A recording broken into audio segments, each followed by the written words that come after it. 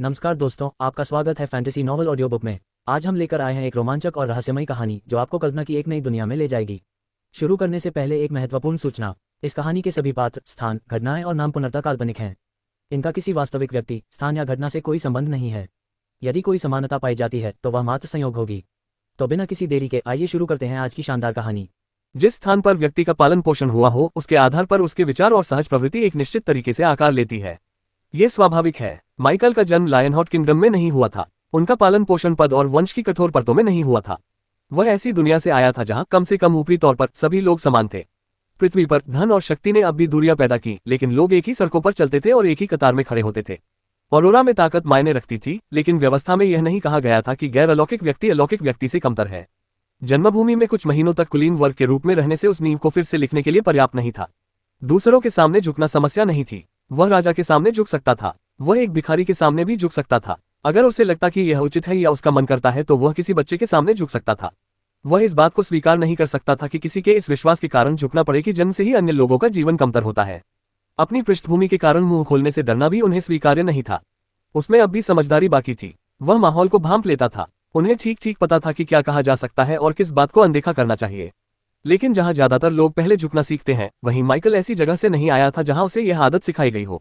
जन्म से ही पदक्रम का पालन करने के लिए प्रशिक्षित कुलीनों से भरे एक हॉल में वह एक विलक्षण व्यक्ति था जो लायनहार्ट किंगडम के स्वरूप में बिल्कुल भी फिट नहीं बैठता था। वह इस बात को बहुत अच्छी तरह समझ गया था, और सबकी निगाहें उन पर टिकी होने के बावजूद उन्होंने अपने शब्द वापस नहीं लिए। 10वें राजकुमार ने भले ही प्रचंड प्रतिक्रिया नहीं दी, लेकिन उनके चेहरे पर आक्रोश स्पष्ट था। कुछ क्षणों के लिए उन जानवरों जैसी दिखने वाली पुतलियां इतनी सिकुड़ गई मानो वे अपने बीच की दूरी को निगल जाना चाहती हो। जब उन्होंने दोबारा बोलना शुरू किया तो उनका लहजा शांत था, लेकिन हर शब्द थोड़ा ज्यादा तीखा लग रहा था। आपकी उम्र में एक विस्काउंट, उन्होंने धीरे से कहा। ऐसा लगता है कि आप पूरी तरह से अयोग्य नहीं हैं। इतनी कम उम्र में इस मुकाम तक पहुंचने के लिए आप में प्रतिभा होनी चाहिए, और एक मजबूत पृष्ठभूमि भी। राजकुमार की निगाहें माइकल से नहीं हटी। उन्होंने आगे कहा, ऐसे में मुझे जिज्ञासा है। उसने अपना सिर थोड़ा झुकाया। विस्काउंट माइक नॉर, मुझे अपने पिता का नाम बताइए। माइकल को राजनीति का प्रशिक्षण नहीं मिला था, लेकिन वह मूर्ख नहीं था। वह उस प्रश्न के महत्व को समझ गया था। यह महज जिज्ञासा नहीं थी। 10वें राजकुमार को एक ऐसा नाम चाहिए था जिसे वह माप सके। अगर वहां कुछ भी नहीं होता तो चुप्पी किसी भी अपमान से कहीं अधिक प्रभावशाली होती। माइकल ने एक पल के लिए उसकी ओर देखा, फिर उन्होंने शांत और एकसमान स्वर में उत्तर दिया। उन्होंने कहा, जब तक महाराज स्वयं स्वर्ग जाकर उनसे न पूछ ले तब तक मुझे भी अपने पिता का नाम नहीं पता होगा। माइकल के शब्द हॉल में ऐसे गिरे जैसे शांत पानी में पत्थर गिरा दिया गया हो। उसका इरादा असभ्य होने का नहीं था। उन्होंने ठीक उसी लहजे में जवाब दिया था जिस लहजे में 10वें राजकुमार ने जवाब दिया था। यदि राजकुमार के प्रश्न में तीखापन था तो माइकल के उत्तर में वह तीखापन झलक रहा था। यही सब कुछ था। 10वें राजकुमार की आंखें सिकुड़ गईं और उनकी सुनहरी पुतलियां फिर से पतली हो गईं। वह बोलने ही वाला था कि अचानक 9वें राजकुमार की आवाज पूरे हॉल में गूंज उठी। तुम्हारी हिम्मत कैसे हुई? रईसों में सदमे की लहर दौड़ गई। 9वें राजकुमार रेलियन ने आगे बढ़कर माइकल की ओर खुलेआम क्रोध प्रकट करते हुए इशारा किया। तुम्हारी हिम्मत कैसे हुई एक राजकुमार की गरिमा को नजरअंदाज करने की? वह चिल्लाया। तुम्हारी हिम्मत कैसे हुई राजघराने के सामने इस तरह बोलने की? 7वें राजकुमार के होठों पर एक हल्की सी मुस्कान फैल गई, लेकिन रेलियन का अंत अभी नहीं हुआ था। उसने अपना हाथ तेजी से घुमाया और मंच पर खड़े दूसरे राजकुमार की ओर इशारा किया। और तुम? वह गरजते हुए बोला। क्या यही वह व्यक्ति है जिसमें आपकी राय में संभावनाएं दिखती हैं? हॉल में फिर से सन्नाटा छा गया। दूसरे राजकुमार का चेहरा विकृत हो गया। यह पहली बार था जब उनके चेहरे पर स्पष्ट रूप से निराशा के भाव दिखाई दिए। उसकी आंखों के नीचे गुस्से की एक पतली सी लकीर उभर आई।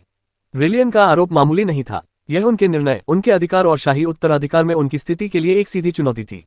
सभी रईस सांस रोककर देख रहे थे। 7वें राजकुमार की मुस्कान और चौड़ी हो गई। माइकल चुपचाप देखता रहा और उसकी घृणा बढ़ती गई। दूसरे राजकुमार ने जवाब देने के लिए अपना मुंह खोला, लेकिन 10वें राजकुमार ने पहले ही बोलना शुरू कर दिया। वह आधा कदम आगे बढ़ा और अपने शब्दों को हॉल में गूंजने दिया। 9वां राजकुमार सही है। सन्नाटा छा गया, यहां तक कि रेलियन ने भी पलकें झपकाई। फिर उसके चेहरे पर आत्मसंतुष्ट भाव आ गया।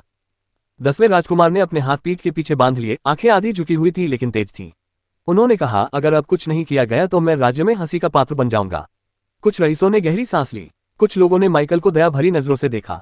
कुछ अन्य लोग बड़ी मुश्किल से अपनी संतुष्टि को नियंत्रित कर पा रहे थे। कई और लोग ठंडी सहमति से सहमत हैं। 10वें राजकुमार ने बोलना जारी रखा। उनका लहजा हल्का था लेकिन हर शब्द में गहराई थी। एक विस्काउंट जो प्रोटोकॉल का पालन नहीं कर सकता। एक विस्काउंट जो राजघराने को बराबरी का दर्जा देने का साहस रखता है। उसने चुप्पी को कायम रहने दिया।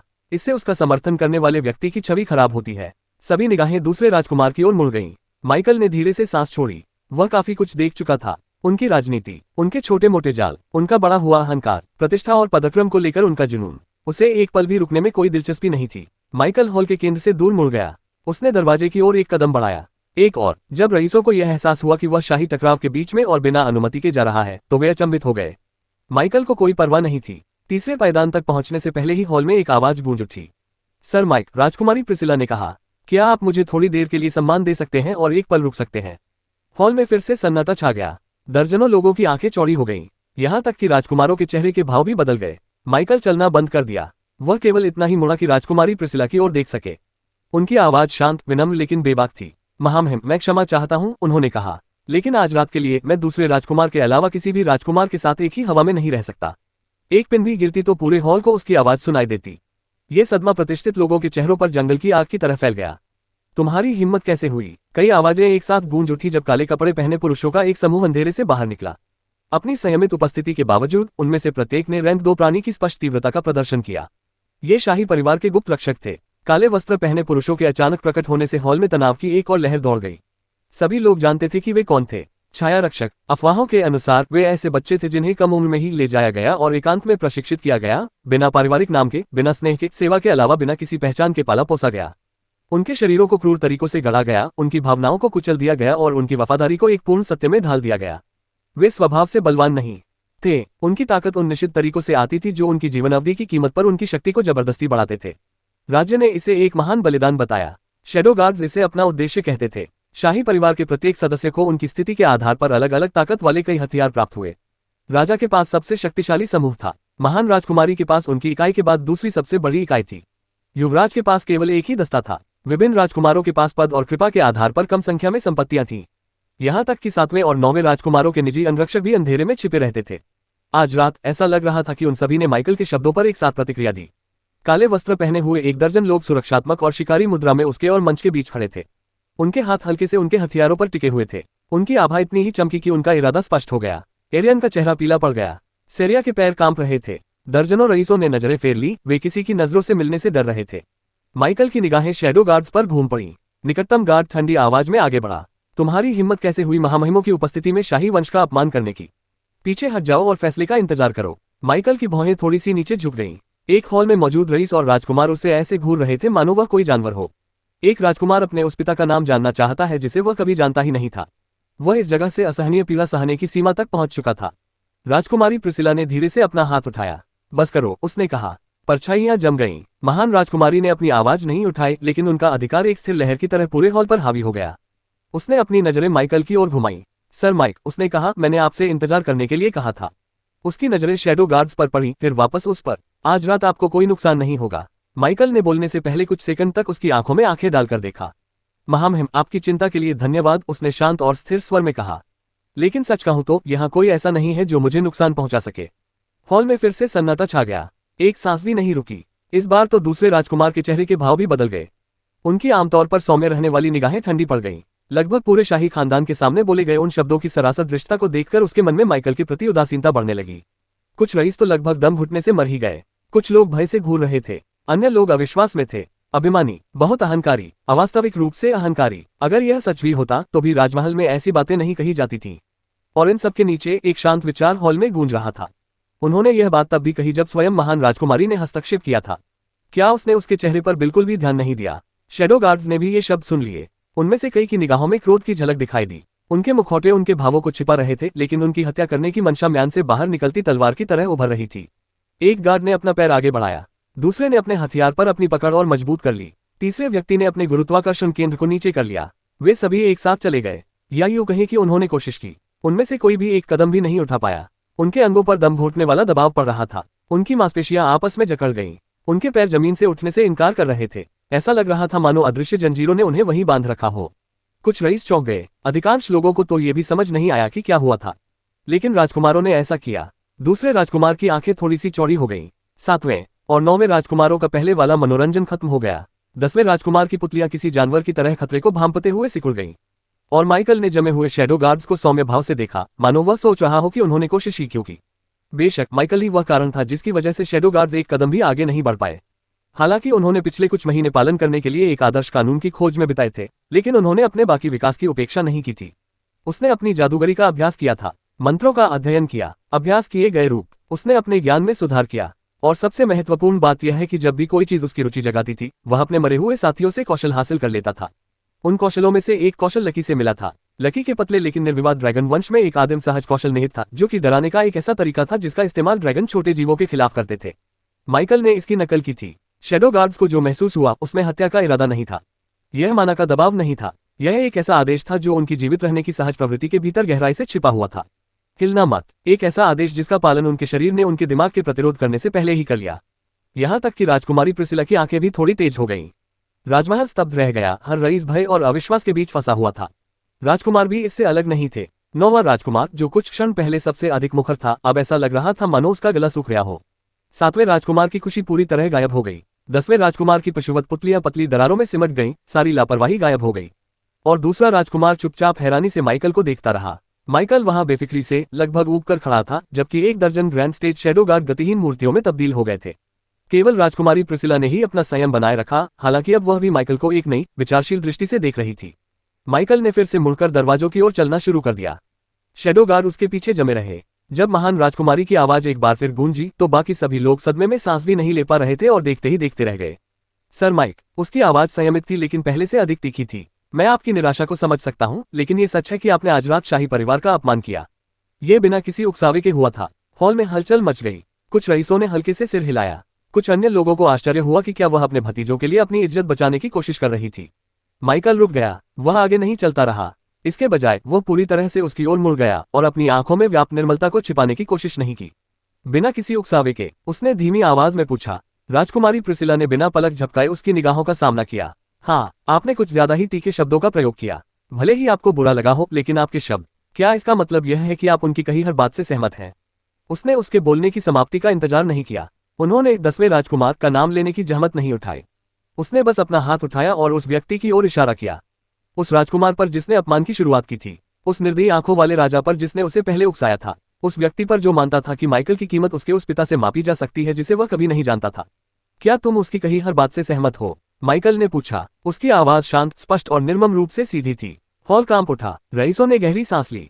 कई लोग लगभग बेहोश हो गए। 10वें राजकुमार का चेहरा गंभीर हो गया। उसकी निगाहों में एक जंगलीपन झलक रहा था। यहां तक कि दूसरे राजकुमार ने भी भौहें चढ़ा ली। राजकुमारी प्रिसिला ने तुरंत जवाब नहीं दिया। उसने एक बार 10वें राजकुमार की ओर देखा, फिर वापस माइकल की ओर देखा। अंत में उसने कहा, नहीं, मैं उसकी कही हर बात से सहमत नहीं हूं। उसके शब्दों का चुनाव बेहतर हो सकता था। 10वें राजकुमार का जबड़ा कस गया। कई रईसों ने अपना सिर नीचे कर लिया। उन्हें डर था कि कहीं वे उसे देखते हुए पकड़े न जाएं। माइकल की आंखों में व्याप्त शीतलता थोड़ी कम हो गई। उसने एक गहरी सांस छोड़ी और अपना सिर हल्के से हिलाया। उस जवाब से उसे काफी कुछ पता चल गया। राजकुमारी 10वें राजकुमार के विचार से सहमत नहीं थी, लेकिन वह इस मामले को माइकल के नजरिए से भी नहीं देखती थी। उनके लिए यह शिष्टाचार का मामला था कि सार्वजनिक रूप से बातें कैसे कही जानी चाहिए। उनके लिए यह उससे कहीं अधिक था। उसने उसे दोषी नहीं ठहराया। पृष्ठभूमि ने लोगों को आकार दिया। वह राज्य के शिखर पर पैदा हुई थी, साधारण जीवन की सीमाओं से ऊपर उठी हुई थी। भले ही वह अधिकांश लोगों से बेहतर थी, भले ही वह अपने भतीजों से कहीं अधिक दूरदर्शी थी, फिर भी वह नीचे के लोगों से एक अलग स्तर पर खड़ी थी। जो लोग उच्च स्तर पर पले बड़े हैं, उनसे यह उम्मीद नहीं की जा सकती कि वे निम्न स्तर पर पले बड़े लोगों की तरह ही सोचेंगे। माइकल खुद को संत नहीं मानता था। उन्होंने अतीत में स्वयं ही निर्णय लिए थे। वह कई बार लोगों को नीचा समझता था। उसने अपने मन में एक से अधिक बार रेखाएं खींची थी, लेकिन भीतर ही भीतर वह खुद को सबसे बढ़कर एक साधारण इंसान ही मानता था। शायद इसीलिए यह बात उसे जरूरत से ज्यादा परेशान कर रही थी, या शायद इसलिए कि अपमानित व्यक्ति वह नहीं था। यह होगा था एक लड़का जो उसके सामने केवल अदम्य शक्ति और सच्ची इच्छा शक्ति के साथ खड़ा था। उसके पहले दिए गए जवाब के बाद माइकल की निगाहें थोड़ी नरम पड़ गईं, लेकिन वह इस हॉल से पूरी तरह से तंग आ चुका था। वह दरवाजों की ओर मुड़ा और फिर से चलने लगा। सर माइक, राजकुमारी प्रिसिला की आवाज एक बार फिर सुनाई दी। इस बार उसके स्वर में हल्की सी शिकन झलक रही थी। क्या तुम मुझे छोड़कर जाने का इरादा रखते हो? माइकल रुक गया, लेकिन वह पूरी तरह से मुड़ा नहीं। नहीं, उसने धीमी आवाज में कहा, मुझे अभी अच्छा महसूस नहीं हो रहा है। और वह चलता रहा। दूसरे राजकुमार की भौहें और भी सिकुड़ गईं। 7वें राजकुमार के होठों पर ठंडी सी हंसी की मुस्कान झलक रही थी। 10वें राजकुमार की आंखें पिघले हुए क्रोध से चमक रही थीं, और 9वें राजकुमार का चेहरा अविश्वास से भर गया।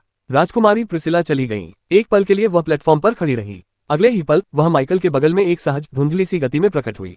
कुछ रईसों ने धीरे से आह भरी। वह उसकी ओर बढ़ी, शायद उसे रोकने के लिए, लेकिन उसने उसे छुआ नहीं, क्योंकि उसी क्षण हवा में ही उसका हाथ एक अपरिचित आकृति द्वारा पकड़ लिया गया था। कृपया। जैसे जैसे माइकल के मरे हुए सैनिक रैंक 3 पर पहुंचते गए, वैसे वैसे वह उन पर और अधिक निर्भर होता चला गया। अभ्यास सत्र में, अध्ययन में, और यहाँ तक कि उन क्षणों में भी जब वह अकेले बैठकर अपने धार्मिक सिद्धांतों का अभ्यास करता था, उनकी उपस्थिति ने उसके विकास को आकार दिया। उसने पहले इस बात पर ध्यान नहीं दिया था, लेकिन जैसे जैसे सप्ताह बीतते गए एक स्पष्ट पैटर्न सामने आने लगा। वह न केवल उनका अधिक उपयोग कर रहा था, वह उन्हें समझने लगा था। उनकी सहज प्रवृत्ति, उनकी विचित्र आदतें, उनके व्यक्तित्व। रैंक 3 तक पहुंचने वाले प्रत्येक कैंडिडेट में आत्मबोध अधिक स्पष्ट हो गया। घास चखने के बाद लकी और भी लालची हो गया। प्रिंस आत्माओं के अध्ययन के प्रति अत्यधिक जुनूनी हो गया था और ऐसा व्यवहार करने लगा था मानो वह जादूगर के रूप में माइकल को भी पीछे छोड़ना चाहता हो। घोस्ट पहले से ज्यादा शांत हो गया था, लेकिन बिगिनिंग की तरह ही वह भी फिटनेस का शौकीन था और दोनों अक्सर साथ रहते थे। लिली बहुत ज्यादा खाने वाली थी और धीरे धीरे गायब हो जाता है। फेड अपने तरीके से बदल गया था। वह मूल रूप से एक मेंटिस था, एक शुद्ध हत्यारा जिसके मन में मारने और आज्ञा मानने के अलावा कोई विचार नहीं थे। तीसरे रैंक पर पहुंचने और मानवाकार शरीर का निर्माण करने के बाद उसके अंदर कुछ बदलाव आया।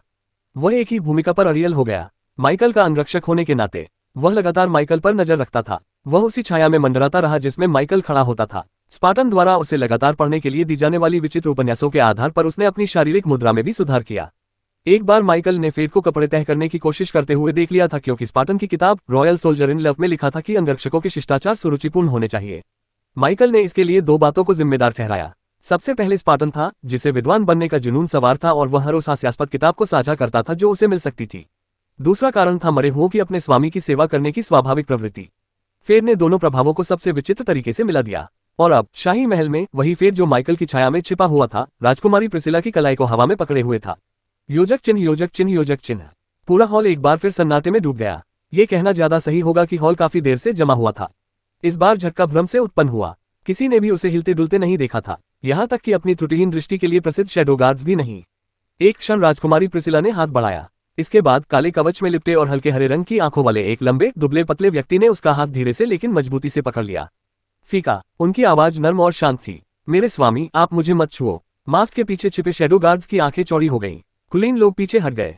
कई राजकुमार सहज प्रवृत्ति से ही तनावग्रस्त हो गए। राजकुमारी प्रिसिला ने धीरे धीरे अपनी कलाई पकड़े हुए व्यक्ति की ओर अपनी नजरें घुमाई। उसके चेहरे के भाव में कोई बदलाव नहीं आया। माइकल ने एक बार पलक झपकाए। उसे सोचने का समय भी नहीं मिला था कि फेड ने उसका हाथ पकड़े हुए ही अपना सिर थोड़ा झुका लिया। मेरे स्वामी नहीं चाहते कि उन्हें छुआ जाए, फेड ने उसी शांत स्वर में कहा। कृपया उनकी सीमा का सम्मान करें। माइकल ने अपना हाथ अपने चेहरे पर फेरा। उस सटीक क्षण में प्रकट होने वाले सभी मरे हुओं में से यह निश्चित रूप से फेड ही होना था। आज रात माइकल के साथ बाहर सिर्फ वही था। राजकुमारी प्रिसिला शांत दिख रही थी, लेकिन उसका मन उथल पुथल से भरा हुआ था। जो लोग माइकल के बारे में थोड़ा बहुत जानते थे, उन्हें शक था कि वह एक रहस्यमय पृष्ठभूमि से आया था। उनकी ताकत ही उन्हें असाधारण बनाती थी। इतनी शक्ति वाले व्यक्ति का अचानक प्रकट होना संभव था, लेकिन दुर्लभ था। और माइकल ने कभी भी खुद को किसी से कमतर नहीं समझा, जिससे लोगों को ये लगने लगा कि उन्हें असाधारण समर्थन प्राप्त था। इसलिए जब उसने देखा कि एक अनजान आदमी बिना किसी चेतावनी के उसका हाथ पकड़े हुए प्रकट हुआ है, तो स्वाभाविक रूप से उसके मन में एक विचार आया। क्या यह उनका संरक्षक था? क्या वह इसी दुनिया से था या माइकल की अज्ञात मूल दुनिया से? उसने अपना हाथ पीछे खींचने की कोशिश की। उसे प्रतिरोध का सामना करना पड़ा। खुद को उस स्थिति से बाहर निकालने के लिए उसे वास्तव में काफी प्रयास करना पड़ता। ऐसा प्रयास उसने वर्षों से नहीं किया था। और यह आदमी उसके सामने बिना किसी का ध्यान खींचे कैसे खड़ा रहा? लेकिन वह डरी नहीं थी। फेड ने स्थिर और नियंत्रित शक्ति के साथ उसकी कलाई पकड़ रखी थी। जो कुलीन लोग पहले कांप रहे थे, वे अंततः टूट गए। हॉल में फुसफुसाहट फैल गई। वह कहां से आया? क्या वह पहले से वहां था? कौन है ये? एक और शानदार। राजकुमारी प्रिसिला ने ऊपर देखा। तुम उसके अंगरक्षक हो? फेड ने बिना रुके जवाब दिया। मैं अपने प्रभु की परछाई हूँ। उनकी आवाज नर्म थी लेकिन दृढ़ थी। मैं किसी को भी उसकी अनुमति के बिना उस पर हाथ लगाने की इजाजत नहीं दूंगा। उसने अपनी कलाई को दोबारा परखा। पकड़ से दर्द तो नहीं हुआ, लेकिन वह टस से मज नहीं हुई। मुझे छोड़ दो, उसने कहा। फेड ने कोई जवाब नहीं दिया। उसकी हल्की हरी आंखें उसके कंधे के पार जाकर उसके पीछे एक बिंदु पर टिक गईं। उसकी आवाज और भी धीमी हो गई। अगर तुम मेरे स्वामी के और करीब आए तो मैं कार्रवाई करूंगा। संगमरमर का फर्श मानो बर्फ का बना हुआ था। पूरे हॉल में इसका असर महसूस हुआ। राजकुमारी प्रिसिला की आंखें थोड़ी सिकुड़ गईं। टकराव शुरू होने के बाद से उसके चेहरे के भावों में जो कुछ स्पष्ट बदलाव दिखाई दिए, उनमें से यह एक था। बाकी सब लोग असमंजस में थे। राजकुमारी, कुलीन वर्ग, यहाँ तक कि शैडो गार्ड्स भी। उनमें से किसी को भी यह समझ नहीं आया कि यह शख्स कौन था या उसने महान राजकुमारी से इस तरह बात करने की हिम्मत क्यों की। लेकिन माइकल समझ गया। वह हॉल में एक खास जगह को भूल रहा था। उसकी निगाहें 3 सेकंड तक वहीं टिकी रहीं। घटना घटने से पहले ही उसे इसका आभास हो गया था। हवा में हल्की सी हलचल, दबाव में बदलाव, और फिर बदलाव आ गया। काले वस्त्रों में लिपटा एक बूढ़ा व्यक्ति अचानक कहीं से प्रकट हुआ, मानो वह हमेशा से वहीं खड़ा रहा हो। माइकल द्वारा पहले मुक्त किए गए शैडो गार्ड्स एक साथ एक घुटने पर बैठ गए। उनकी आवाजें एक साथ गूंज उठीं। ग्रैंड शैडो महल में सन्नाटा छा गया। राजकुमारी प्रिसिला ने सहमति में अपना सिर थोड़ा झुकाया। बूढ़े आदमी ने उसकी तरफ नहीं देखा।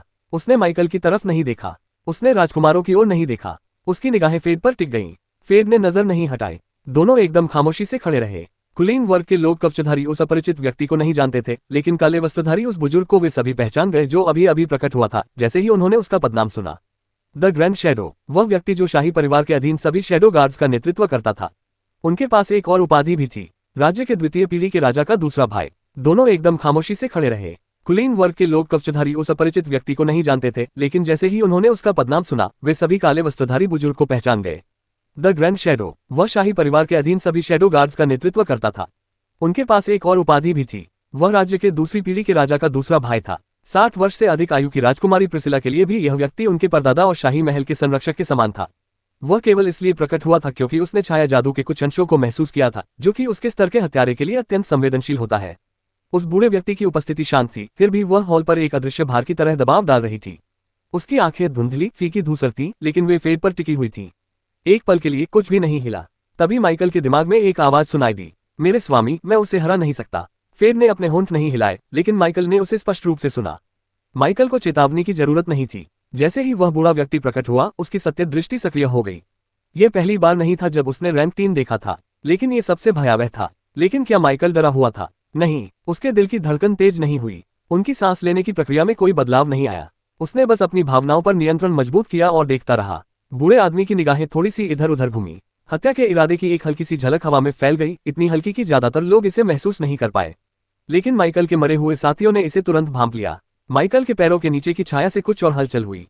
एक दूसरा अंधकार अलग होकर ऊपर उठा। उसकी सेना में केवल एक ही ऐसा मरे हुए प्राणी था जिसका स्वभाव फेड के समान था, भूत। माइकल के बगल में जो आकृति उठी वह फेड से कहीं अधिक विशाल थी। एक लंबा चौड़े कंधों वाला व्यक्ति जिसके छोटे काले बाल और गहरी हरी आंखें थीं, जो अपने आसपास की हर चीज को ध्यान से देख रही थी। उनकी उपस्थिति बहुत प्रभावशाली थी। माइकल के मरे हुए लोगों के बीच भी घोस्ट हमेशा से ही अजीब रहा था। रैंक 0 से ही वह हमेशा अपने स्तर का सबसे मजबूत खिलाड़ी रहा था। पहला स्थान वही रहेगा, दूसरा स्थान फिर से वही। अब तीसरे स्थान पर अंतर लगभग हास्यास्पद हो गया था। यदि केवल कच्ची शक्ति की तुलना की जाए तो केवल बिगिनिंग ही उसे चुनौती दे सकता है, और वह भी तब जब बिगिनिंग अपने पुनर्जन्म के नियम को उसकी चरम सीमा तक ले जाए।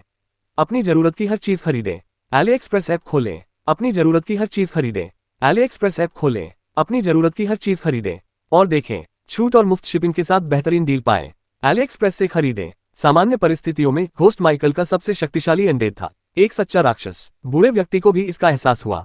कुछ क्षण पहले जिस जानलेवा इरादे ने माहौल को ठंडा कर दिया था, वह अब नम पड़ गया और सावधानी के साथ मन पड़ गया। उसने पहले घोस्ट, फिर फेड और फिर माइकल का अध्ययन किया। पहली बार उसकी उम्रदराज आंखों में अनिश्चितता का एक अंश दिखाई दिया। जब वह पहुंचा तो स्थिति स्पष्ट प्रतीत हुई। एक कुलीन युवक के चारों ओर अनेक छाया प्रकार के प्राणी मौजूद हैं। शैडो गार्ड्स को दबा दिया गया। विदेशी संस्थाएं जिन्होंने शाही परिवार के प्रति कोई भय नहीं दिखाया, केवल एक ही तार्किक धारणा थी, वे दुश्मन थे। पर अब उसकी सहज प्रवृत्ति डगमगाने लगी। ये शख्सियतें साधारण जासूसों या हत्यारों की तुलना में कहीं अधिक शक्तिशाली थीं। बूढ़े व्यक्ति की हत्या करने की मंशा धीरे धीरे कम होती गई। उसकी जगह संदेह, सोच समझकर निर्णय लेने की क्षमता और सतर्कता ने ले ली। अंततः वह बोला। उसने धीरे से कहा, तुम सब मेरे राज्य में क्या कर रहे हो? शाही भोज का समापन ऐसे तरीके से हुआ जिसकी किसी ने उम्मीद नहीं की थी। मूल उद्देश्य तकनीकी रूप से पूरा हो गया था। सबसे अधिक लाभ द्वितीय राजकुमार को हुआ। अतिरिक्त 10 स्लॉट में से 7 उनके गुट को मिले। 10वें राजकुमार इतने भाग्यशाली नहीं थे। उनकी लापरवाही भरी टिप्पणियों के कारण उन्हें दंड मिला और वे लगभग अपनी सीट खो बैठे थे। 9वें और 7वें राजकुमारों को सबसे अधिक कष्ट सहना पड़ा। उनका शोरगुल भरा व्यवहार, उनका उपहास और संघर्ष को भड़काने की उनकी उत्सुकता ने उन्हें अपरिपक्व और अस्थिर दिखाया। पुराने गुटों ने चुपचाप अपना समर्थन वापस ले लिया। सिंहासन की दौड़ में दोनों राजकुमारों का प्रभाव एक सप्ताह के भीतर ही एक पायदान नीचे गिर गया। और फिर माइकल था। लोग अब उसे रहस्यमय युवक के रूप में नहीं देखते थे, अब वे उसे एक ऐसे युवक के रूप में देखते थे जिसे एक ऐसी शक्ति का समर्थन प्राप्त था जो 2 महान मंच के अलौकिक संरक्षकों को उत्पन्न करने में सक्षम थी। वंशानुक्रम स्तर की शक्ति, जिस तरह के लोग केवल प्राचीन परिवारों के पास होते थे। हो सकता है कि वह प्रशिक्षण लेने के लिए साम्राज्य से आया हो, शायद समुद्र पार से आया कोई छिपा हुआ कबीला हो सकता है कि यह एक शाखा परिवार हो जिसके मानक बेहद भयावह हो, या फिर हमारे राज्य का अवलोकन करने के लिए भेजा गया कोई दूत।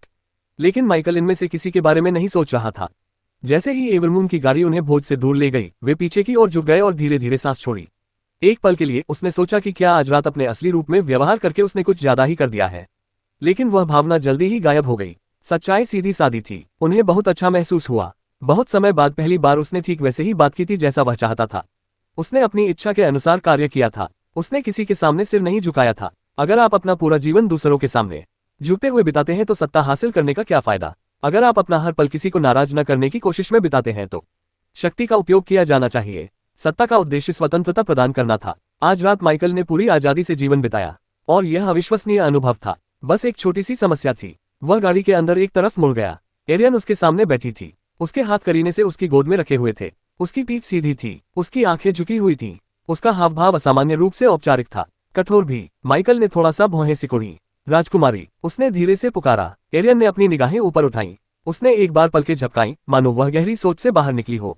जी हाँ सर माइक, उसने जवाब दिया।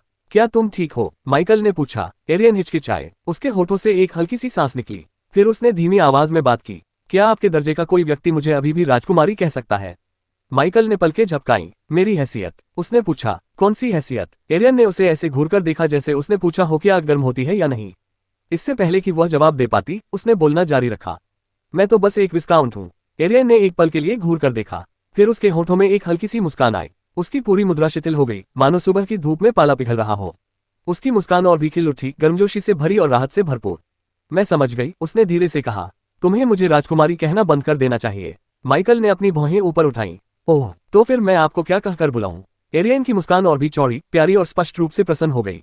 मुझे एरियन कहो, उसने कहा। माइकल एक ऊंची पहाड़ी पर बैठा था, अपनी कोहनियों को अपने घुटनों पर टिकाए हुए वह अंतहीन जमे हुए मैदानों को निहार रहा था।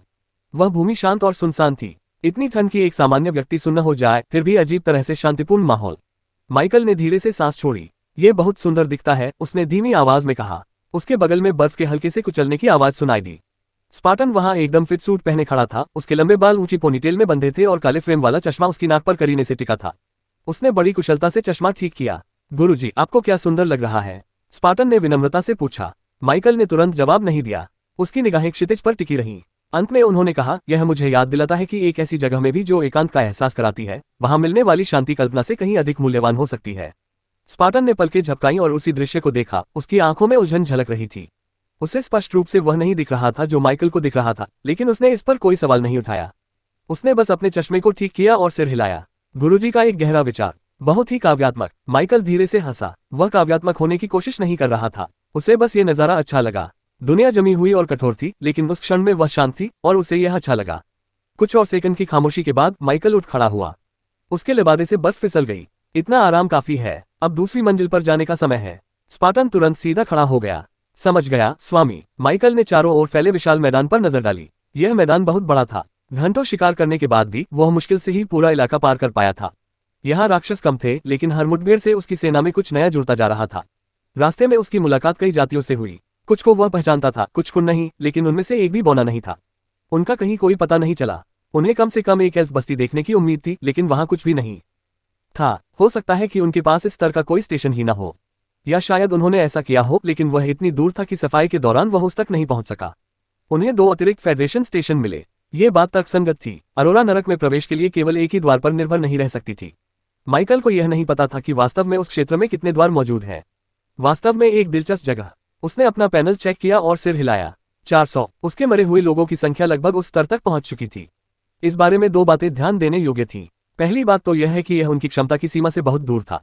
उनके अनुबंध में इससे कहीं अधिक क्षमता थी। दूसरे, वह यूं ही शिकार नहीं कर रहा था। वह प्रत्येक प्रजाति के केवल 2 राक्षसों को भर्ती करता था, एक नर और एक मादा, और फिर तुरंत एक नई प्रजाति की खोज में निकल जाता था। फिलहाल वह अपनी सेना को एक जैसे प्राणियों से भरना नहीं चाहता था। उसे विविधता चाहिए थी, एक संतुलित और लचीली सेना। उनकी टीम पहले से ही प्रभावशाली थी। जहां तक इस बात का सवाल है कि 400 का आंकड़ा उनकी वास्तविक क्षमता से काफी कम क्यों था, तो इसका जवाब सरल था। ये मुकाबला बिल्कुल भी करीबी नहीं था। तीसरे रैंक पर पहुंचने के लिए उसे 2 चीजों की जरूरत थी। पहला एक कानून था, दूसरा समूह 5 रैंक 3 एंडेड का था। ये शर्त पहले उसके लिए शायद ही कोई बाधा थी, क्योंकि उसके अनुबंध में अधिकतम 500 स्लॉट ही थे। उसने अनुमान लगाया कि मिशन को फिर से तोड़ने के लिए उसे सभी 500 स्लॉट को रैंक 3 तक अपग्रेड करना होगा। यही योजना थी। फिर उनका दूसरा विकास हुआ। एक सच्चा इंसान बनने से सब कुछ बदल गया। उसकी बुनियाद मजबूत हुई, उसकी आत्मा गहरी हुई और उसके भीतर की क्षमता का विस्तार हुआ। उसके अनुबंध स्लॉट 500 से बढ़कर 1500 हो गए। उनकी पुरानी क्षमता से 3 गुना अधिक। अब पुरानी आवश्यकता तुच्छ लगने लगी। इस विकास के कारण रैंक 3 पर पहुंचने से उसे क्या लाभ मिलेंगे, ये वह तभी जान पाएगा जब वह आगे बढ़ जाएगा।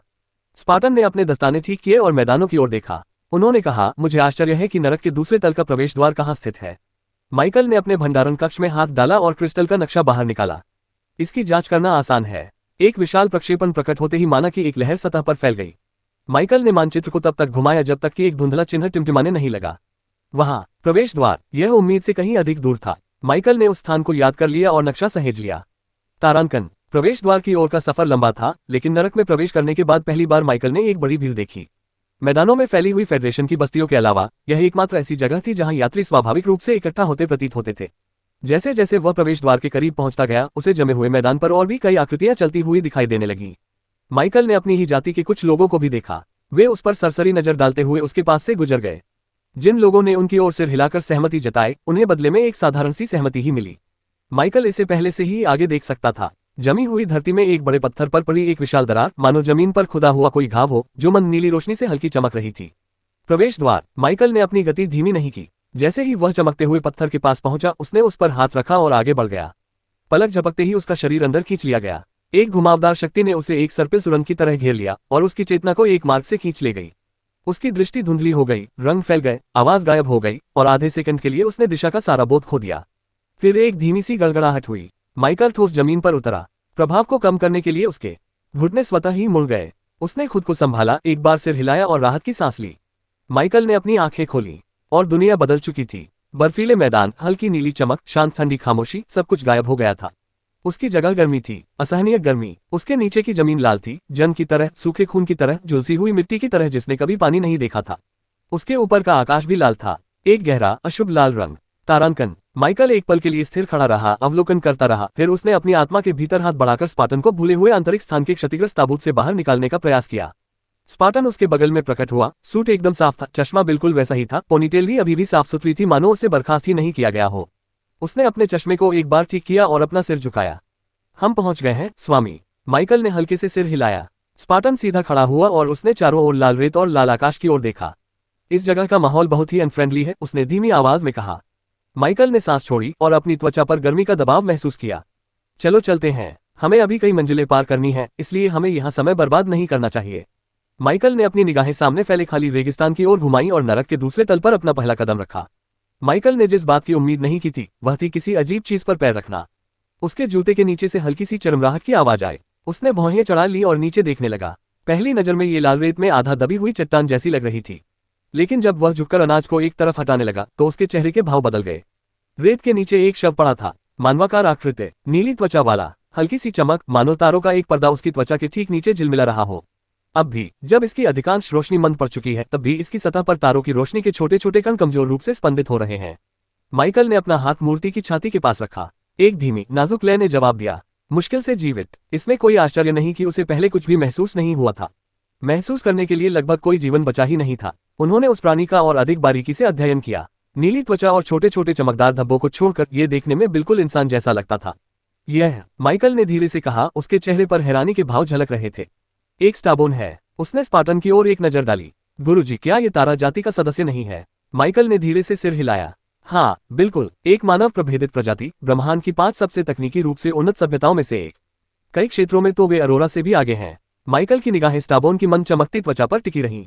ऐसा कहा जाता है, उसने धीरे से कहना शुरू किया, कि पहले स्टाबोन का जन्म तब हुआ था जब हजारों साल पहले तारकीय ऊर्जा का एक भटकता हुआ समूह एक मानव बस्ती से टकरा गया था। स्पार्टन ने अपना सिर थोड़ा झुकाया और ध्यान से सुनने लगा। माइकल ने आगे कहा, मनुष्य जीवित तो रहे, लेकिन उनमें बदलाव आ गया। उनके शरीर उस तारे के प्रकाश के अनुकूल ढल गए जो उनकी भूमि पर फैला हुआ था। उनके बच्चे जन्म से ही चमकते हुए थे। उनके अंग पौधों की तरह पोषक तत्वों को अवशोषित और संग्रहित करते थे। यहीं से तारा जाति की शुरुआत हुई। उसने आकृति की बाह से और अधिक रेत हटाई, जिससे उसकी त्वचा के नीचे खुदे हुए नक्षत्रों की तरह धुंधले झिलमिलाते पैटर्न दिखाई दिए। उनकी विशिष्टता केवल उनकी चमक में ही नहीं है, माइकल ने धीरे से कहा। स्टाबोन में प्रकाश और उसके सभी उच्चतर रूपों के प्रति स्वाभाविक आकर्षण होता है, जो उनकी शक्ति और प्रतिभा पर निर्भर करता है। फोटोन हेरफेर, कठोर प्रकाश संरचनाएं, तारकीय ऊर्जा अवशोषण, ऐसी चीजें जिन्हें अन्य जातियों को सीखने में जीवन भर लग जाता है, वे उन्हें लगभग स्वाभाविक रूप से प्राप्त हो जाती हैं।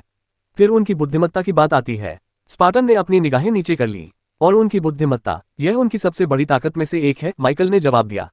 एक स्टाबोन का दिमाग 8 साल की उम्र तक पूरी तरह से विकसित हो जाता है। तब तक उनमें से अधिकांश 20 साल के इंसान से भी बेहतर तरीके से सोचते, विश्लेषण करते और दुनिया को समझते हैं।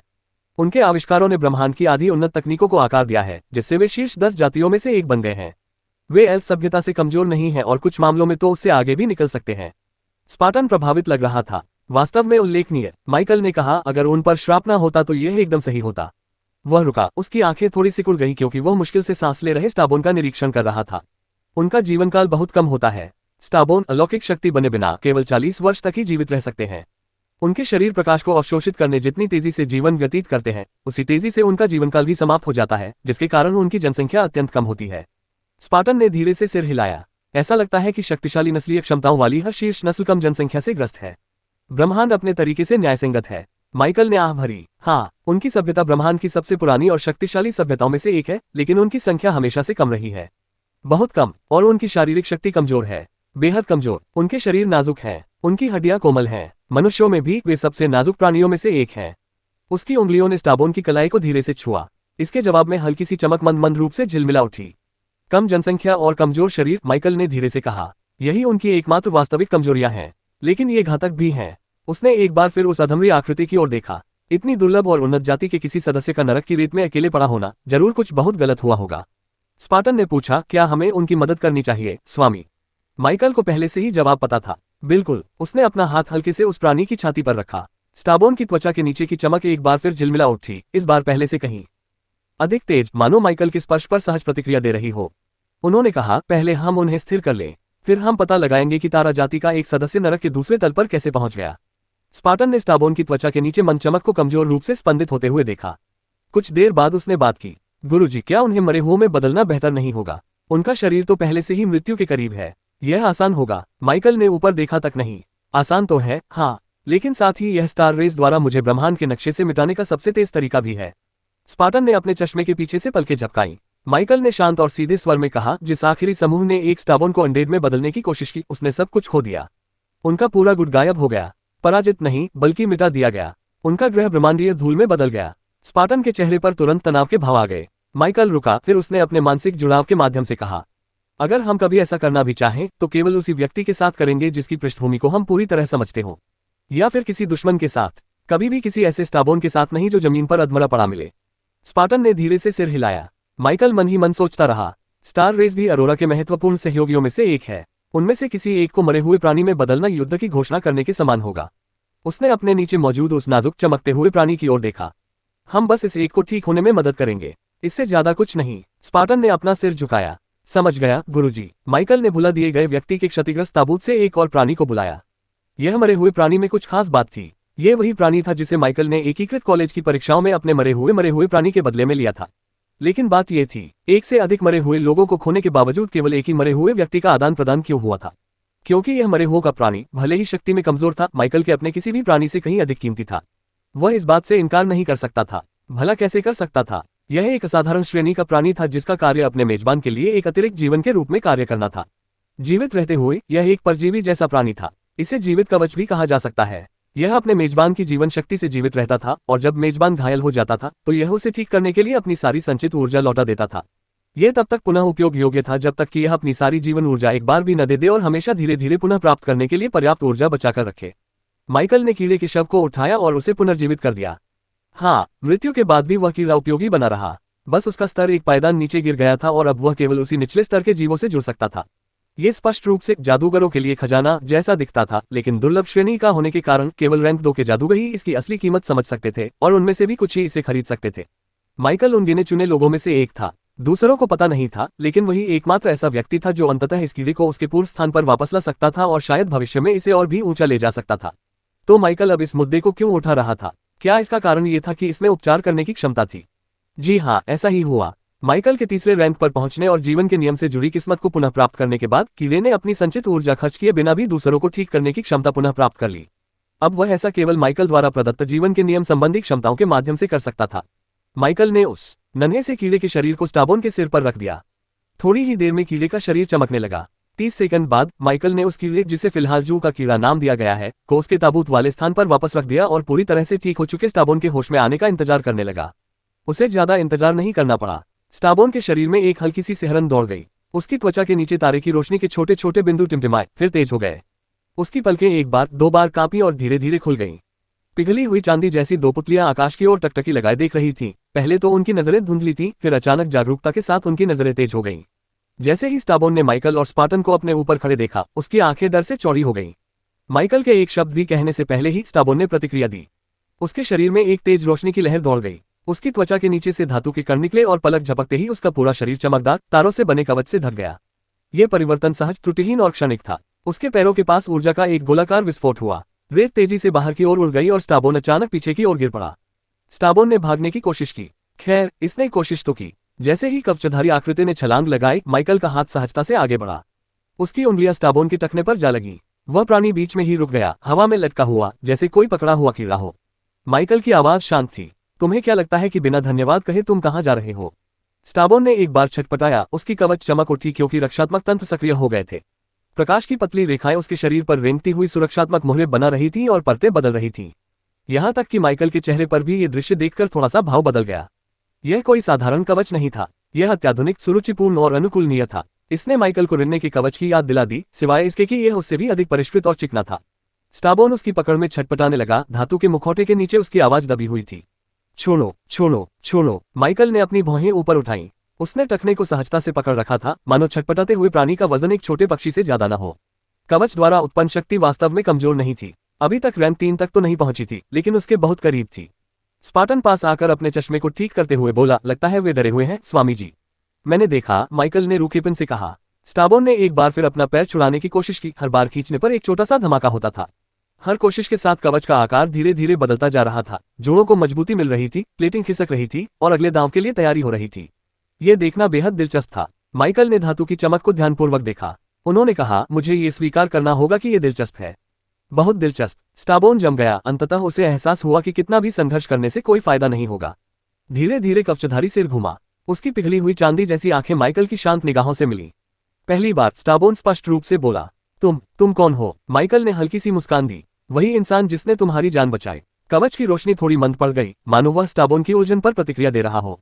वह प्राणी झिझका, फिर धीमी आवाज में पूछा, मैं मरा नहीं हूं। नहीं, माइकल ने जवाब दिया। तुम करीब थे, लेकिन अब नहीं। कुछ क्षणों के लिए सन्नाटा छा गया। स्टाबोन हल्का सा कांप उठा। उसका कवच वापस स्थिर रूप में आ गया।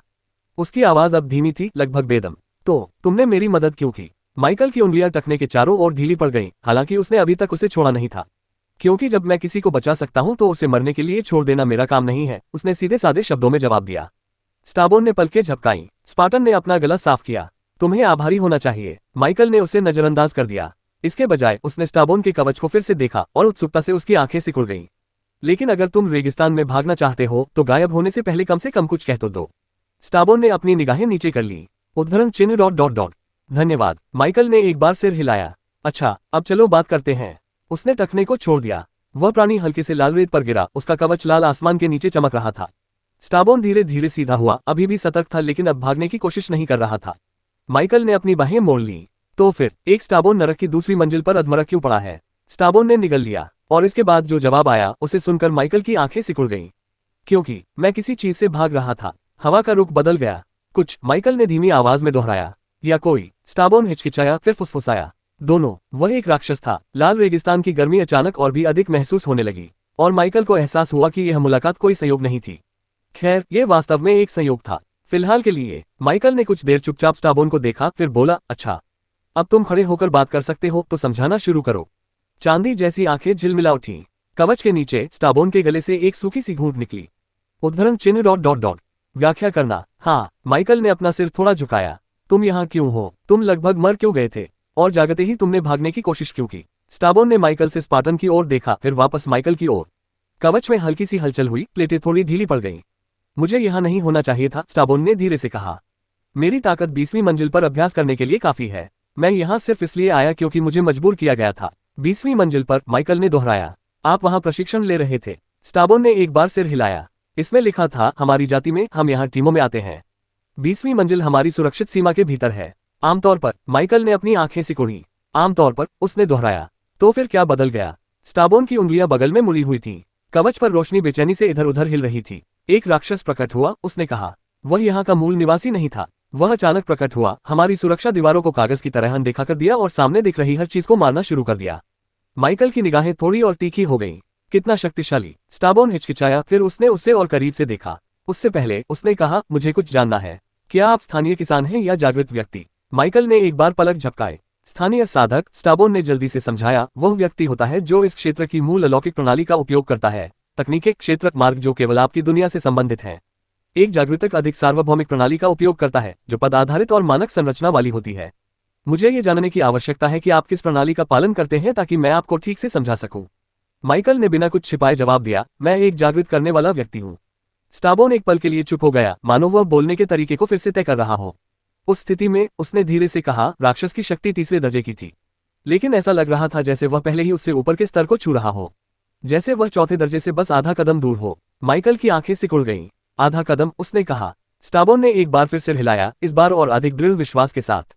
हमारा कप्तान रैंक 3 का एक मजबूत मध्यस्तरीय योद्धा था जो दमनकारी क्षेत्रों में विशेषज्ञता रखता था। सभी प्रोटोकॉल सक्रिय होने के बावजूद भी कोई फर्क नहीं पड़ा। दानव ने हमारी सुरक्षा को भेद दिया, हमारी ढालों को नष्ट कर दिया और 1 मिनट से भी कम समय में लगभग पूरी टीम को खत्म कर दिया। तारांकन टिप्पणी, महीने के आखिरी दिन की सभी को हार्दिक शुभकामनाएं। साल के इस आखिरी महीने के समापन पर आप सभी का अब तक मेरे साथ बने रहने के लिए धन्यवाद। आशा है कि नया महीना हमारे लिए सुखद रहे और हम सब मिलकर नए साल का स्वागत करेंगे। एक छोटे से धन्यवाद के रूप में मैं उपन्यास के लिए एक छोटा सा कॉमिक एपिसोड बनाना चाहूंगा। कृपया मुझे बताएं कि आप कौन सी लड़ाई देखना पसंद करेंगे। माइकल बनाम रायन, माइकल बनाम ब्रान। पढ़ने के लिए आपको बहुत बहुत शुक्रिया।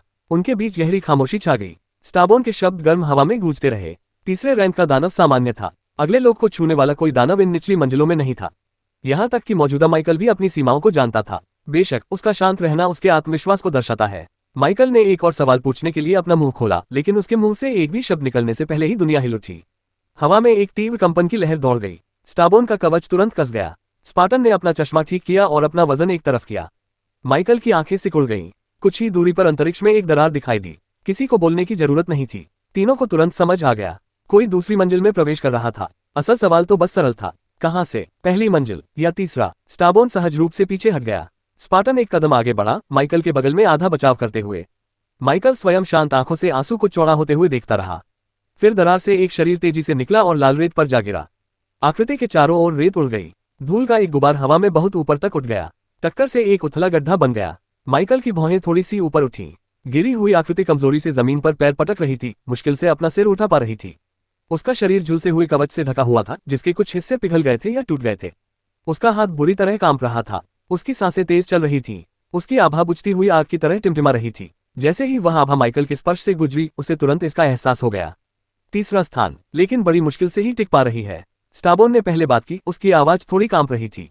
वे घायल हैं, बुरी तरह से। जो भी व्यक्ति मंजिल पार करने के बाद इस तरह दिखता है, उसे पहली मंजिल से नहीं आना चाहिए। माइकल स्थिर निगाहों से और करीब आया। इसका मतलब है, उसने धीमी आवाज में कहा, कि वे ऊपर से आए थे। रेगिस्तान में ठंडी हवा का झोंका आया। घायल व्यक्ति खांसा और रेत पर लाल रंग का थूक थूकने के बाद मुश्किल से एक कमजोर वाक्य बोल पाया। राक्षसी अलौकिक शक्तियां। उनकी आवाज लड़खड़ा गई। वो कमीने, उद्धरण चिन्ह। माइकल जम गया। राक्षसी अलौकिक शक्तियां, यह एक जाना पहचाना शब्द था। उसने मुड़कर उस आकृति को ध्यान से देखा। वह एक पुरुष था, सांवली त्वचा वाला और इंसान। लेकिन स्थिति एक बेहद शक्तिशाली दानव से राक्षसी अलौकिक शक्तियों में क्यों बदल गई? घायल व्यक्ति ने हिलने की कोशिश की, लेकिन फिर से गिर पड़ा। उसका शरीर कांप रहा था। माइकल ने हल्की सी आह भरी, फिर एक बार फिर लाइफ वर्म को बुलाया। उसके हाथ में एक छोटा पीला प्राणी प्रकट हुआ, जो आलस्य से हिल रहा था। देखने में भले ही वह हानिरहित लगे, लेकिन उसकी उपस्थिति मात्र से ही वह तीसरे दर्जे के प्राणी के समान शक्तिशाली प्रतीत होता था। माइकल सैनिक के बगल में घुटनों के बल बैठ गया और कीड़े को धीरे से उसके माथे पर रख दिया। लगभग तुरंत ही कीड़ा चमकने लगा, एक हल्की सुखदायक रोशनी जो आदमी के दिल की धड़कन के साथ तालमेल बिठाकर धड़क रही थी।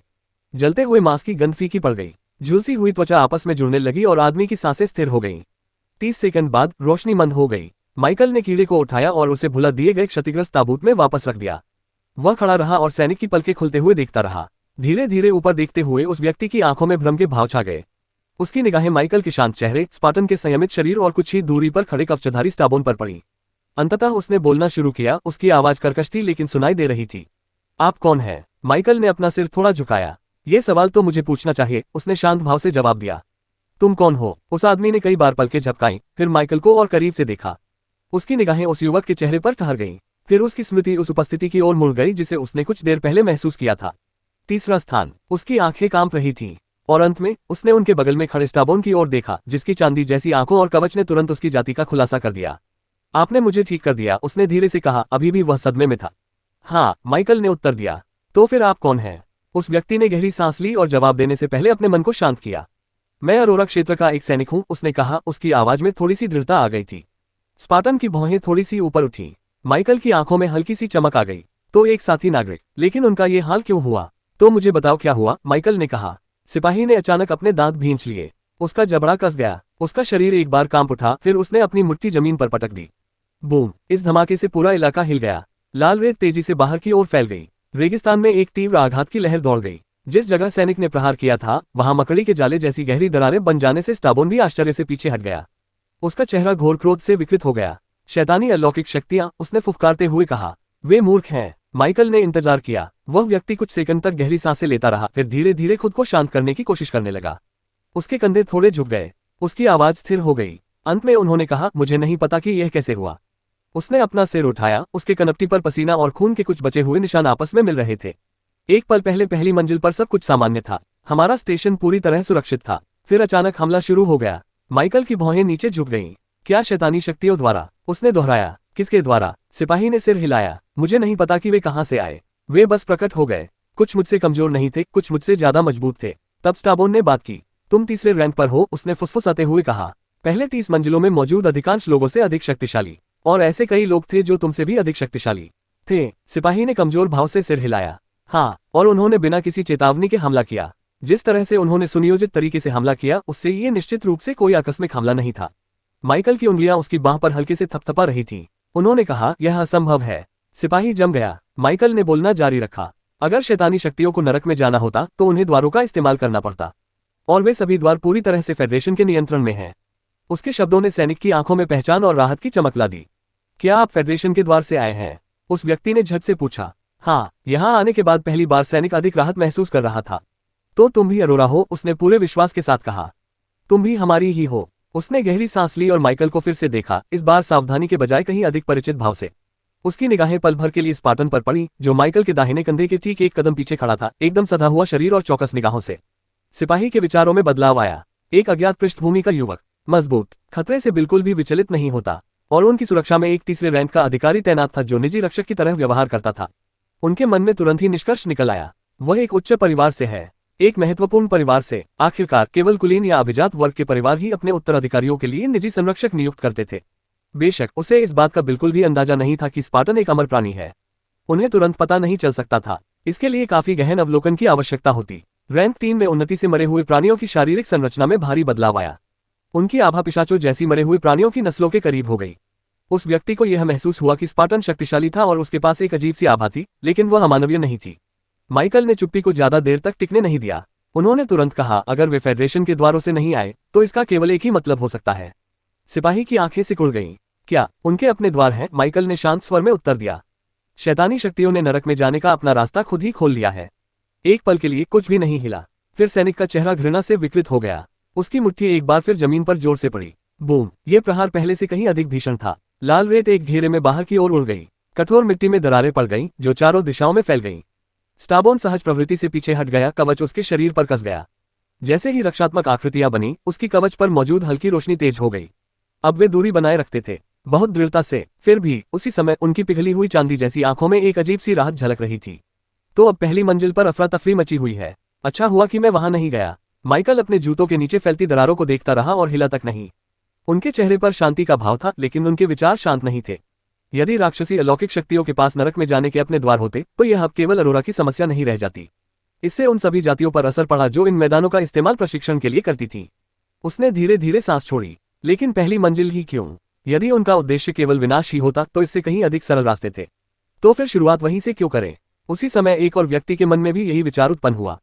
माइकल और सैनिक एक साथ एक दूसरे की ओर मुड़े। वे लगभग एक साथ बोले, शैतानी अलौकिक शक्तियों के पास केवल पहली मंजिल तक जाने का द्वार है। माइकल ने कहा, अगर उनके पास अन्य मंजिलों या स्वयं अरोरा तक जाने के द्वार होते, सैनिक ने आगे कहा, तो वे अब तक सीधे हमारे क्षेत्र पर राक्षसों को छोड़ चुके होते। माइकल ने शांत भाव से अपनी बात पूरी की। उन्हें पहली मंजिल पर बड़े पैमाने पर हमला करने और पूरे संघ के खिलाफ युद्ध की घोषणा करने की आवश्यकता नहीं होगी। सिपाही का जबड़ा तन गया, लेकिन उसकी आंखें पहले से ज्यादा स्पष्ट हो गईं।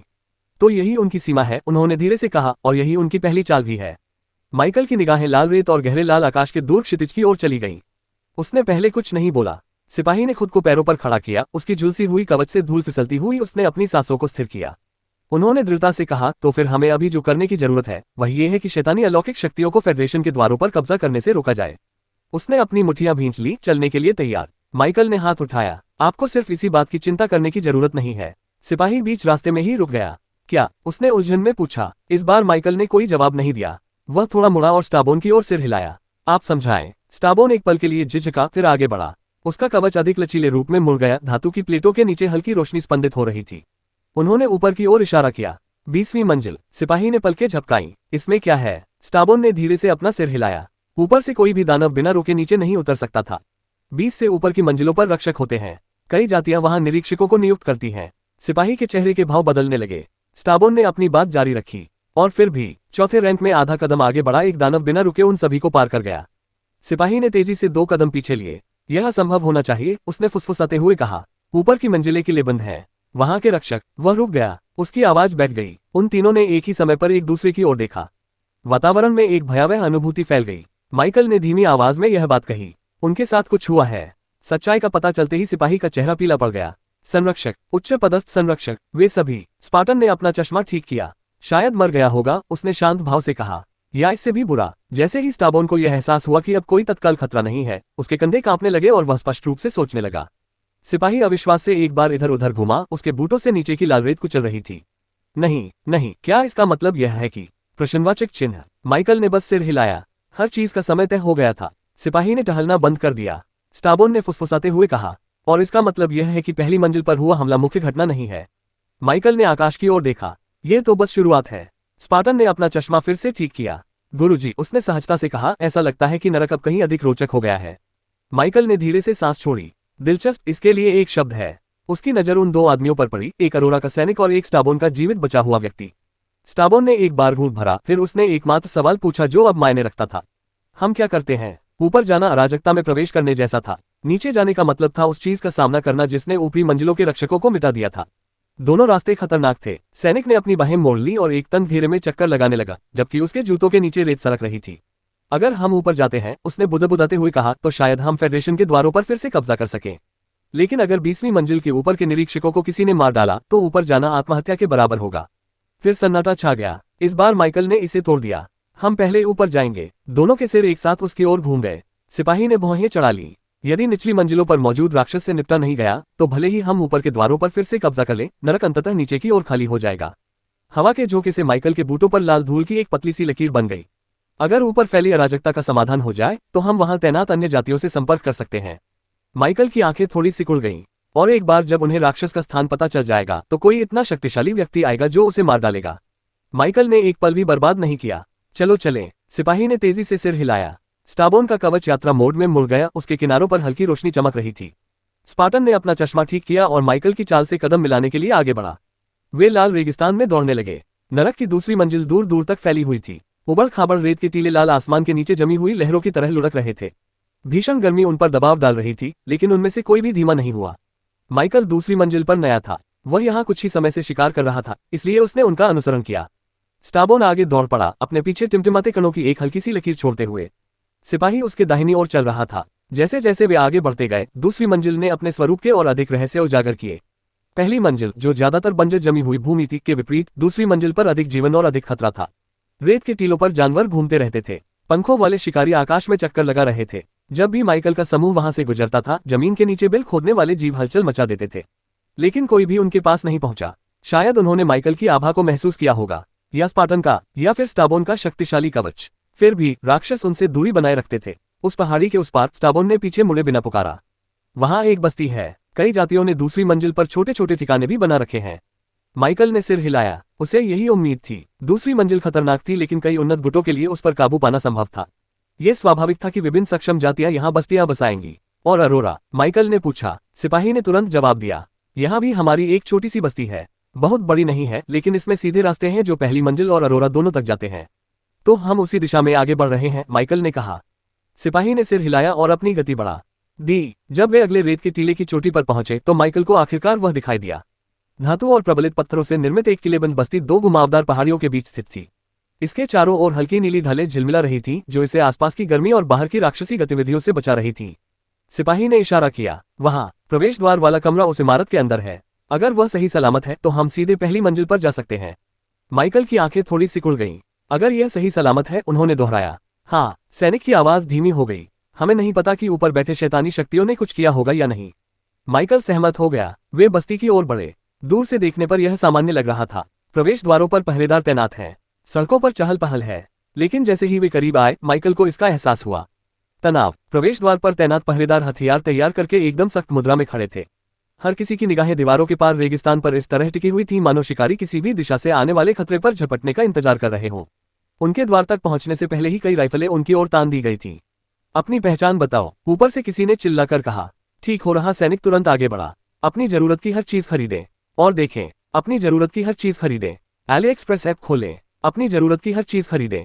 एली एक्सप्रेस ऐप खोलें। अपनी जरूरत की हर चीज खरीदें और देखें। मैं हूं प्रथम तल चौकी का कप्तान रूएल। उस चीख की गूंज पहरेदारों के बीच फैल गई। तब कैप्टन रूएल। हथियार तुरंत नीचे कर दिए गए। द्वार पर लगी ढाल झिलमिलाई और खुल गई। एक दस्ता उनसे निपटने के लिए तुरंत बाहर निकला। कैप्टन, हमें लगा था कि आप मर गए हैं। तुम यहाँ कैसे मिला? पहली मंजिल पर क्या हुआ? सवाल तीरों की तरह बरस रहे थे, लेकिन रूएल ने हाथ उठाया। मैं निरीक्षक को समझा दूंगा। रास्ता साफ कर दो। हालांकि उनके चेहरे पर शांति थी, लेकिन उनका दिल बैठ गया। उन्हें इस बात की जानकारी थी, जिसका मतलब था कि कोई नया अपडेट आया है। गार्डों ने तुरंत आदेश का पालन किया और एक तरफ हट गए। उनकी निगाहें स्वाभाविक रूप से पहले माइकल पर और फिर स्पार्टन पर पड़ी, जिसकी रैंक 3 की उपस्थिति ने जानबूझकर हवा में हल्की सी अनुभूति पैदा कर दी थी। वे उस स्टाबोन को भी उत्सुकता से देख रहे थे जो माइकल के करीब खड़ा था। सैनिकों ने समूह को बस्ती के केंद्र में ले जाकर बसाया। अंततः रूएल मोटी धातु के दरवाजों वाली और उसके ऊपर खुदे हुए फेडरेशन के प्रतीक चिन्ह वाली एक मजबूत इमारत के सामने रुक गया। अंदर, उसने कहा। दरवाजे खुलते ही माहौल फिर से बदल गया। कमरे के बीचों बीच एक लंबा आदमी खड़ा था, जिसका कवच नीली चमक से जगमगा रहा था। उसकी पीठ पर भला बंधा हुआ था और उसकी आभा पहाड़ की तरह स्थिर थी। तीसरा स्थान, दूसरी मंजिल पर स्थित अरोरा बस्ती का निरीक्षक। उसकी निगाहें पल भर में रूएल पर टिक गईं और आंखें चौड़ी हो गईं। कैप्टन रूएल। रूएल ने जोरदार अभिवादन किया। पर्यवेक्षक वरुण। निरीक्षक तेजी से आगे बढ़ा। तुम जिंदा हो, यह अच्छी बात है। उसकी नजर रूएल के कवच के जले हुए अवशेषों पर पड़ी। लेकिन क्या हुआ? पहले वाले चौकी का क्या हुआ? प्रश्नवाचक चिन्ह उद्धरण चिन्ह। बाकी बचे हिस्से को देखकर उसके शब्द रुक गए। माइकल, स्टाबोन, स्पार्टन। उसकी आभा और तीव्र हो गई। कमरे में तनाव क्षण भर के लिए बढ़ गया। रूएल ने जल्दी जल्दी बात की। वे सहयोगी हैं। उस युवक ने मुझे ठीक किया। वरुण का तीखा स्वभाव तुरंत नर्म पड़ गया। उसने माइकल को गौर से देखा। मैं समझ गया। उनके लहजे में हल्का सा बदलाव आया। अधिक विनम्र। तो फिर ऑरोरा के दूसरी मंजिल के स्टेशन में आपका स्वागत है। माइकल ने हल्के से सिर हिलाया। रूएल ने अपनी पीठ सीधी की। पर्यवेक्षक महोदय, मेरे पास एक रिपोर्ट है, उसने कहा। वरुण ने सिर हिलाकर जवाब दिया, आगे बढ़ो। रूएल ने गहरी सांस ली और फिर शुरू से सब कुछ दोबारा बताया। उन्होंने कहा, अब मैं आपकी बात समझ गया हूँ। ये हमारे यहाँ पहले हुए अनुभवों से मेल खाता है। रूएल ने भौहें चढ़ाई। यहाँ? उसने पूछा, क्या इस पोस्ट में भी कुछ हुआ है? वरुण ने एक बार सिर हिलाया। आपके चौकी से संपर्क टूटने के कुछ ही समय बाद इस अड्डे का तलद्वार अपने आप सक्रिय हो गया। इससे पहले कि कोई प्रतिक्रिया कर पाता, राक्षसी अलौकिक शक्तियां पहली मंजिल से निकलकर हमारे स्टेशन में आ गईं। रूएल की उंगलियां मुड़ गईं। तो ये यहाँ भी फैल गया, उसने बुदबुदाते हुए कहा। वरुण ने कहा, पहले तो हम चौंक गए, फिर हमने स्थिति का फायदा उठाया। यहाँ उनकी संख्या कम थी। हमने उन्हें वापस गेट की ओर धकेल दिया। वह रुका। उसकी आंखें थोड़ी सिकुड़ गईं।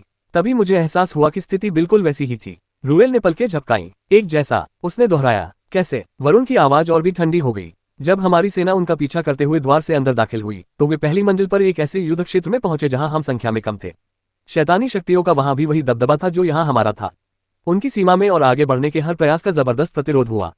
द्वार दोनों तरफ से एक अवरोध बन गया। रूएल का जबड़ा कस गया।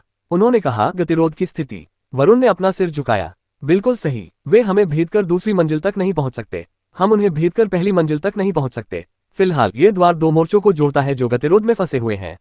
अंततः माइकल बोला, तो फिर सीधे फेडरेशन से मदद क्यों नहीं मांग लेते? उसने पूछा। उच्च पदों के साथ संतुलन बिगड़ जाएगा। वरुण ने उसकी ओर देखा और हल्के से सिर हिलाया। उन्होंने कहा, मैं इसी ओर आ रहा था। उसने अपनी बाहें मोड़ ली और उसके चेहरे के भाव जटिल हो गए।